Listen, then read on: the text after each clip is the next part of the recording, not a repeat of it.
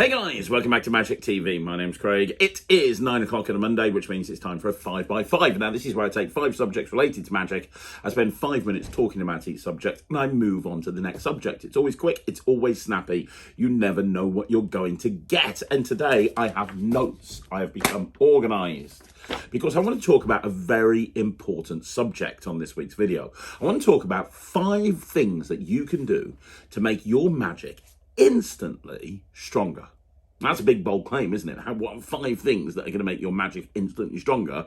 But I'm telling you that if you do these 5 things, your magic will become instantly stronger. Because you see, the thing is, magic at its core is a hobby. Even if you're a professional magician, it's still generally something that people love doing. It's a passion thing, right?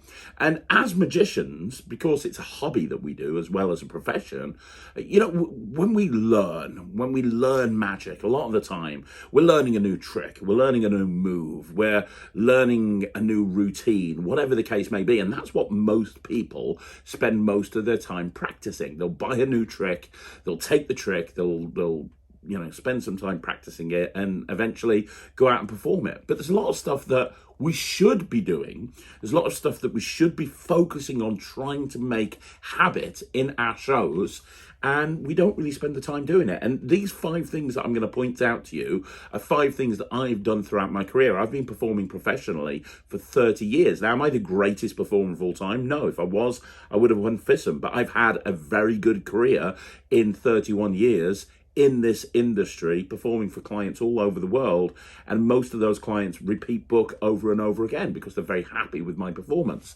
So this is stuff that's worked for me. These are techniques that fix problems that I've seen in my performances over the last decade or two, and they're what I've done to fix them. And I'm willing to bet that if you do this as well, this is going to help you with your performances and make your performances instantly stronger. So I hope you're excited. We're going to get into it. We're going to get into it right now with number 1. Okay, so the first thing that I want to talk about, the first fix that will make your magic instantly stronger, and I've put it here in big bold letters: slow down, let the moment breathe.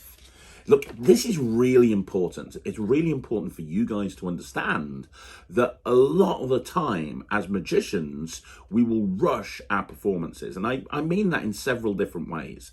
We'll rush the move, we'll rush the sleight, but more importantly, when we present, we'll make the presentation really, really quick. And you know what? I didn't realize I was doing this.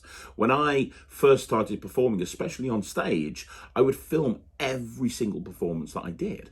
And it was only when I started watching my performances on stage that I realized I was talking so quickly to the point that people couldn't really understand what I was saying. Now, I didn't realize I was doing this. In my head, I was speaking very, very clearly. I was speaking at just the right level. I wasn't speaking too fast, but then I watched a performance of myself back, and I was like, oh my gosh, I'm speaking so quickly.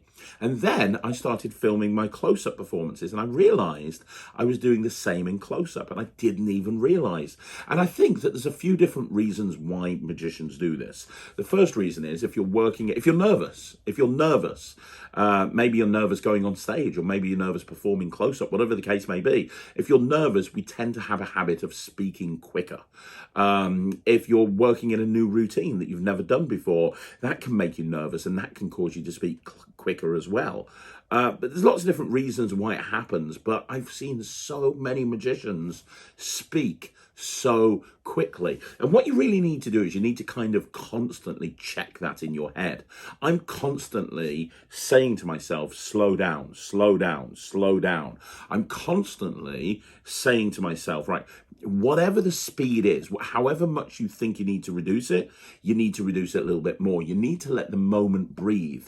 Having pauses and silences in a script is really important, as long as they're done in the correct way. I've always said on this channel that, like, silence will kill a show if it's incorrect. But if you put a theatrical pause into your script just at the right time, that's going to really help you deliver your performance in a way more articulate way, to be perfectly honest.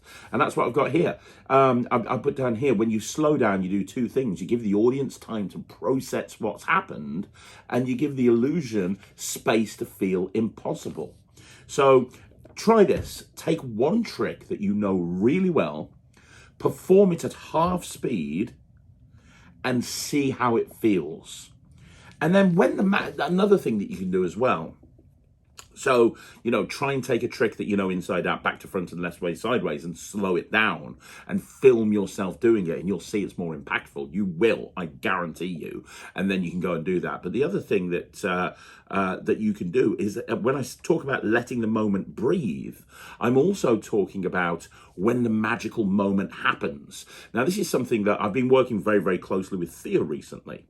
And she's been working on some manipulation routines, and she's been working on other routines as well. But one of the biggest mistakes that she's been making is a magical moment will happen and she'll be rushing into the next phase. And this is something that can happen when you're doing multi-phase routines, or where you're doing something where there's more than one magical moment. You rush off to the next thing. It's like, look, this coin's vanished, but you're probably wondering where it's gone. Well, look under there, but look, now it's disappeared again. And it's kind of like you're not allowing that moment to register. And the thing is, think about it from a layperson's point of view. They've just seen a coin vanish right in front of their eyes. Let that moment breathe. Let them decompartmentalize what they've just seen before you then move on to the next moment. So if you go, look, I'm going to make this coin disappear. It's gone. Look at how isn't that amazing? But look under that card. It's over there. That's one thing. But if I go, look, watch this coin, don't blink for a second, because if I snap my fingers, that coin completely disappears. Now, that's amazing, right? But you're probably wondering where the coin is. You know it's gone up my sleeves because I don't have any sleeves. You know it's not in my hand because you can see my hands are empty. But there's been a card over there from the very beginning. And I've not been anywhere near that card. But if I lift up that card, you can see that the coin is right there. Now, I know you're thinking that's amazing. Do you see what I mean? And it's something that you have to do all of the time. You have to keep yourself in check. But trust me, to basically round off this first point, if you slow down, it's going to make your performances so much better. Okay, so the second point, the second fix that you can do to make your magic instantly stronger, and this is something I don't think I've ever talked about before, is using names and personalization. Here's the important thing, and I've wrote this down, I've underlined it. People remember how you make them feel. When you use somebody's name, you're not just performing at them, you're performing for them. So what do I mean by that? Well, I've seen so many magicians in the past, and what they do is they'll have a member of the audience come up on stage, or if they're in close-up, they'll go, hey, what's your name?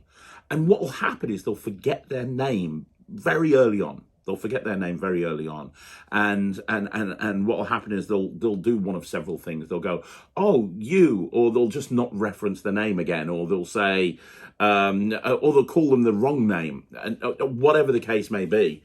And it's not good. It becomes so much stronger when you actually use somebody's name and you refer to them with their name throughout the performance, whether it's close-up or stage. I'll give you a couple of examples. So when I first started doing magic on stage, it was with Russell and Anna Leeds, and I was doing an illusion show. And we got booked to do the illusion show at a wedding. And the bride that was there obviously had a name. I can't remember her name. This is so many years ago now. But the bride had a name, and I brought the bride up on stage to do an effect with her. So she was on stage. I was doing something with the bride. Russell was on stage as well. And I couldn't remember the bride's name. And so I just guessed at it.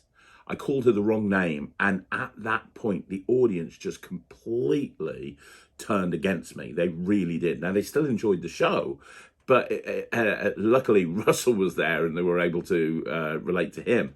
But I completely lost the audience at that point. And I remember walking away afterwards and saying to Russ, I can't make that mistake again. I cannot make that mistake again. I can't ever it's her special day and I called her the wrong name.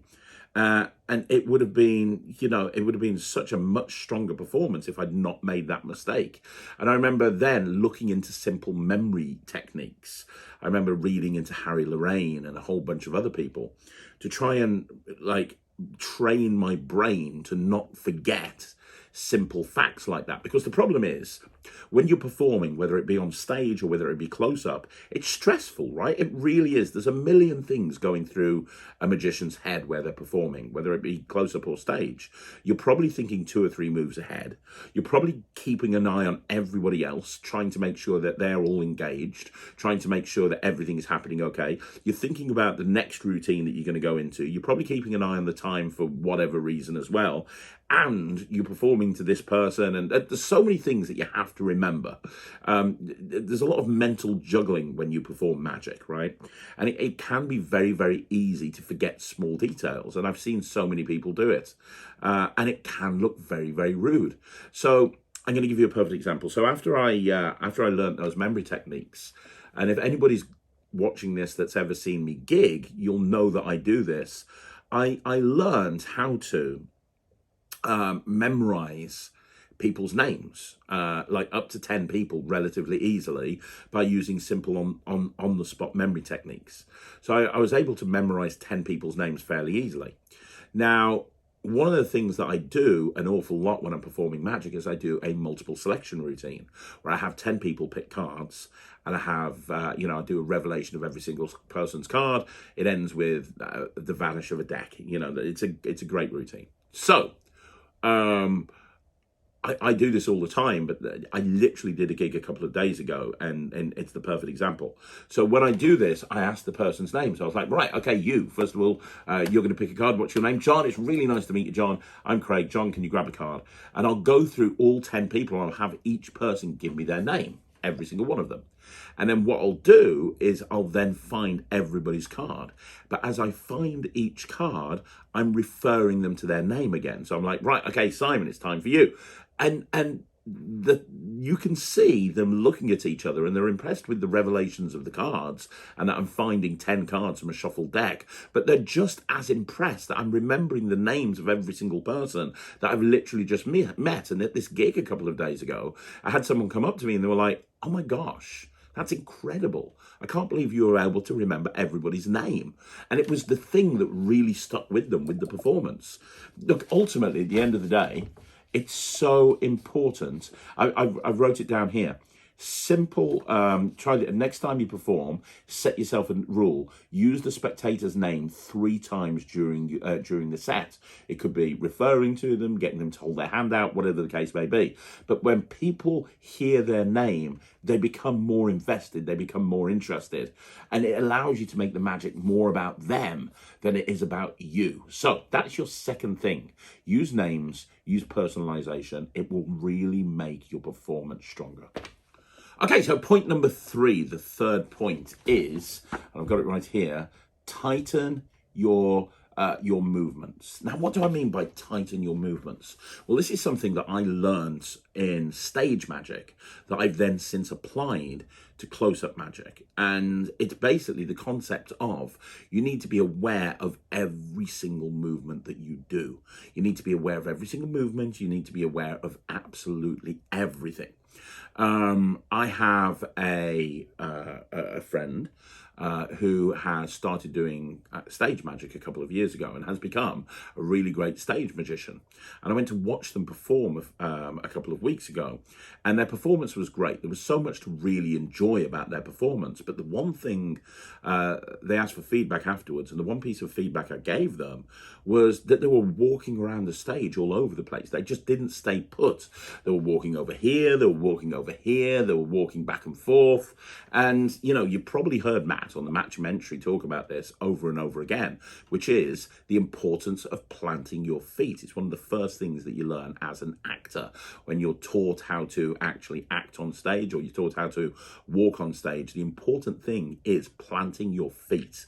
The important thing is not walking around all over the place. And the thing is, it's something that I see a lot of magicians do because they haven't rehearsed it. They haven't thought about it. They haven't thought about that aspect of performing on stage. They've thought about a lot of other aspects. They've thought about where the prop's going to be, when the move is going to take place, what they're going to say, what they're going to do. They've thought about all of that. But in terms of how to stand on stage, they haven't actually considered that at all. So what happens is, because they've not considered it, they start walking back and forth, and it really just looks very, very unprofessional. It looks like you're nervous, like you don't know what you're doing.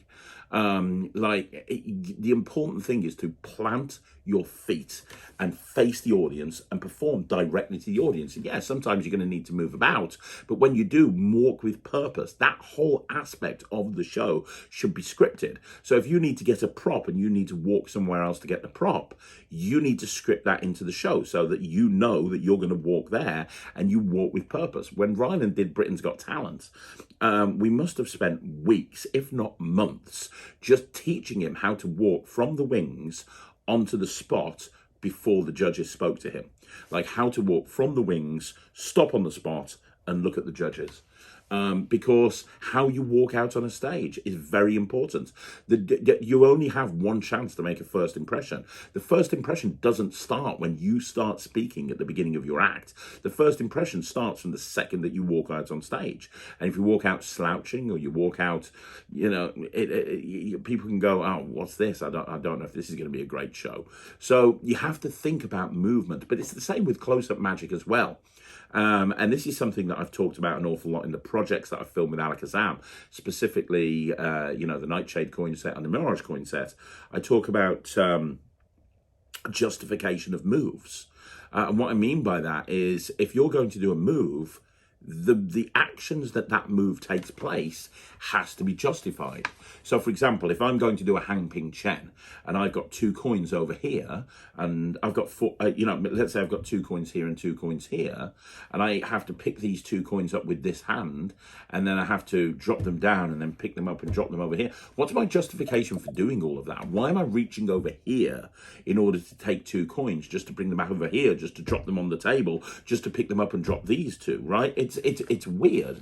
You have to justify every single move. Now, moves will require a certain setup, but if they do require a certain setup, you need to think about what you can do to justify those moves. So again, perfect example. Let's say that you've got a card held in this hand and you need to put it on the deck for some reason before you pick it back up again. Well, what's the justification there? Because if we put it on the deck just to pick it back up, it makes no sense, right? There's nothing there that is justifying the move. But let's say you're putting it on the deck for a second to gesture with this hand. So let's say you're wanting the spectator to have the hand out. So, well, now putting the card over here for a second so you can gesture as to how you want them to hold their hand out so you can then pick that card back up. Now that makes sense because you've had a reason for this card to be put on the deck so you can gesture with this hand. Could be that this hand is going to go into the pocket or whatever the case may be. But the important thing is to think about your movements, and the important thing is to think about the justification for the moves that you do. Very, very important. So I made a couple of notes here again. Film your hands only while performing. So do a performance to camera, but film your hands. And then watch for any extra motions, even tiny ones. Stuff that doesn't need to be in the performance. And you'll see that an awful lot with close-up magicians. They'll do something with their hand when they don't need to. It's not part of the choreography of the move. And ask yourself a question. If this was real magic, what's the simplest path that an object could take? Then rehearse that path until every move looks motivated and natural. Unnecessary moves should be completely eliminated from your performance. And it's difficult, and it's something that you constantly have to do. And it's something that, you might think, well, that's not really that important. Well, what's more important is that I learn how to do the trick and I do the slide correctly. Well, yes, doing the slide correctly is really important, but so is everything else that I'm telling you here. Honestly, it's really important when you think about your magic and you think about your performance to really think about the movements that you're making and to see if you can eliminate any movements that are unnecessary. Okay, so fix number 4, the 4th thing that I'm going to be talking about, the 4th fix that's going to make your magic instantly stronger. And this is the one that I think is going to be a little bit controversial because I think people might disagree with me, but use humor, even light-hearted lines. Look, here's the thing, right? This point stemmed from a conversation I had with Matt recently. So Matt is not a comedic performer. He's just not. If you've seen Matt perform, he's not a comedic performer. What he's good at is kind of ad-libbing in turn, because of his background. He's very good at ad-libbing, and if somebody gives him a line or somebody says something, he'll be very good at going back to them. But he's not a comedic performer. He doesn't script any comedy into his show. And he's got a new cabaret show that he's debuting this Saturday. We've had a booking come in for a corporate event, and he's off this Saturday to do to do this cabaret. And it's a half-an-hour mentalism cabaret for a corporate audience. And we've been working on this cabaret after work, and we've been going through what's going to be in the show and what he's going to do and the transitions and everything. And it's a great act. And we both kind of agreed at the same time, it needs to have more comedic moments, else it's just very, very dry, which a lot of mentalism is. I totally get that. But we've now put lots of moments in that don't take away from the mentalism. If anything, they enhance it, but it makes it a little bit, kind of more light-hearted in points. I'll give you a perfect example. I taught him of Dice and Men by Tom Stone, the hug-kill routine, which he hadn't really seen before. Because he's got a moment where he brings somebody up on stage to do this mentalism piece with them. And I said, well, you can have this wonderful moment of comedy here that still fits within your narrative of influence, because a lot of his act is all about influence and talking about how he's going to influence them. I said, you can do of Dice and Men exactly, it'll fit into an influence style routine, but it's going to give you a very funny moment that people are going to really kind of laugh at. And we've put moments like that into the show. Because here's the thing, even if you're the driest performer, even if your act is completely serious, it's nice to put humour in there. It's nice to put comedy in there. Because here's the thing, especially if you're a close-up magician. Because you see, the thing is, not everybody likes magic. But a lot of people like comedy, right? Most people like some sort of comedy. People like to laugh. People enjoy laughing. Not everybody likes magic. So if you could do an act where you're not just performing magic, but you're also making them laugh, and you're making them have a good time, and there's moments in there that you've scripted that are humorous, then all the better. Now, you don't have to be the next comedy magician. You don't have to be the next Alan Hudson. You don't have to be the next Mark Bennett. You don't have to be the next John Archer. Absolutely not. But if you can make points in your act funny, and look, I've heard people say before, you can't teach people to be funny. And in a way, I kind of agree with that. However, what I will say is that you can have lines in your show that will make people laugh, even if you're not a naturally funny person. And that's where you should start. You really should. I think that having the more variety, this is important as a stage magician, in my opinion. I'm a little bit biased because I am a comedy magician. When I perform on stage, my focus is the comedy. My focus is the entertainment. But I've had so many people book me.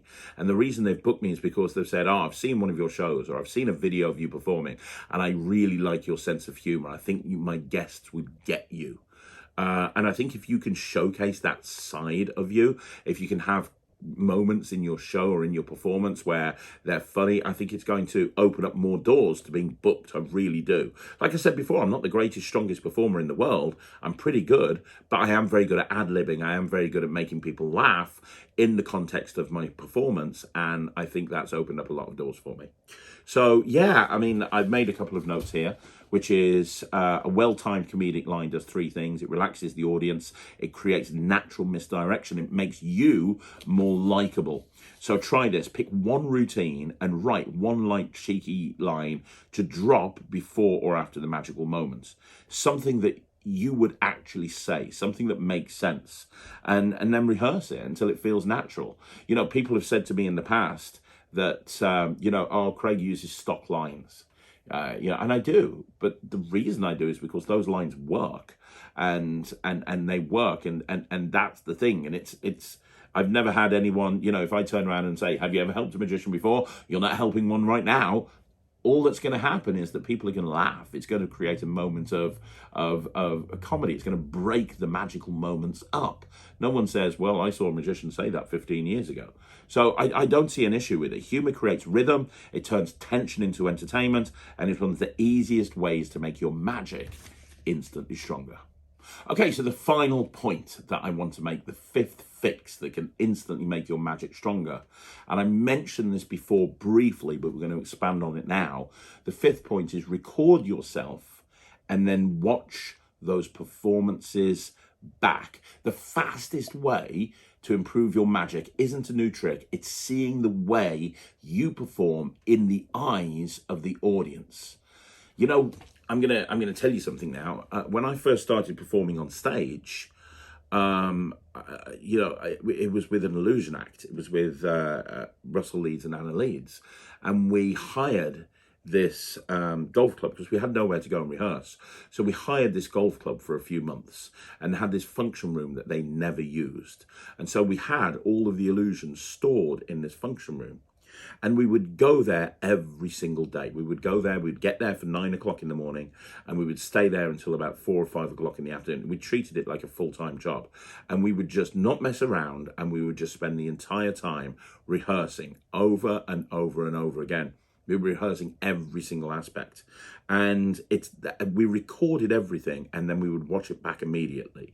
We'd record it, we'd watch it back. We'd record it, we'd watch it back, and we'd say, okay, that was good, that wasn't so good. And you know, watching those rehearsal videos really allowed us to tighten up every single aspect of the performance. And I'll never forget, we put together a crystal casket routine. And if you don't know the crystal casket, it's a see-through box. It's empty. You drop a cloth. When you pull the cloth off, there's a girl in the box. That's it. That's what the crystal casket is. And we had this idea that was based on a Greg Wilson thing of kind of having a party in a box. So we'd walk on stage, we'd have this see-through box, and we'd say, hey, we're here to have a party, and this box is going to give us everything that we need to have a party. First thing that you need is a banner, and we'd reach into this empty box, and it would now have a banner come out that says party time, and we'd fit it on the box. And you need streamers, and we need hats, and we put all this random stuff out.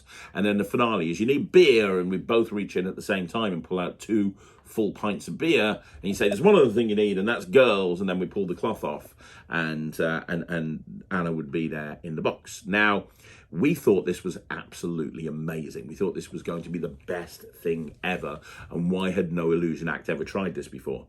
The reason why no illusion act had ever tried this before, by the way, is because it was terrible. We watched it for the first time after we rehearsed it, and it was just cringy. It was just terrible. The whole thing was terrible.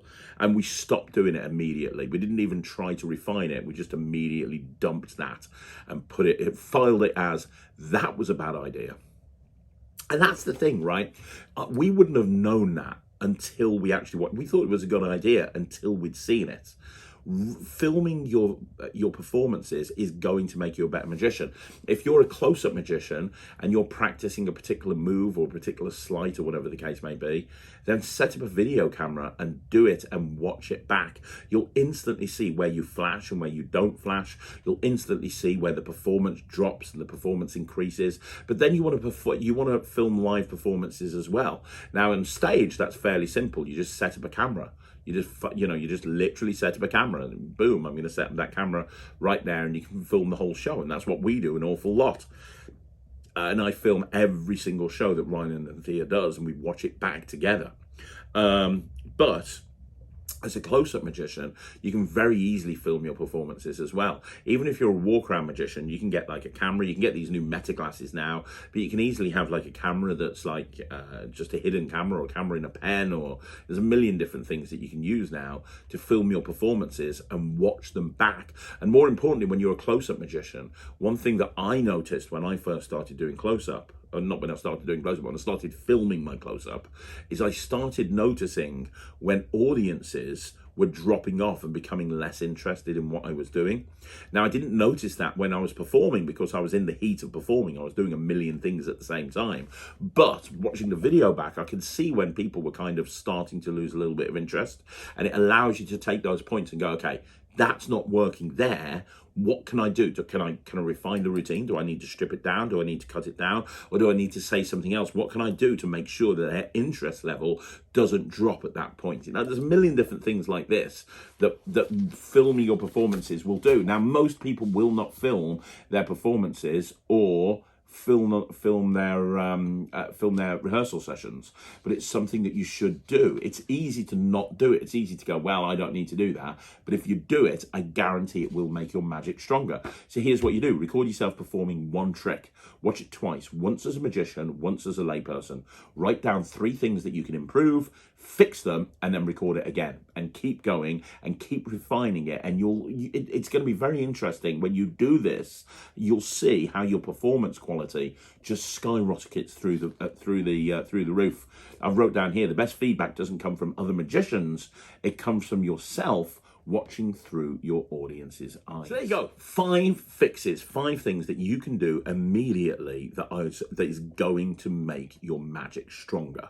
Look, you don't have to agree with me. If you don't, that's absolutely fine. But I'm talking from experience here. I'm talking from my own career. And these are things that I've done in my own career that has actually made my magic stronger.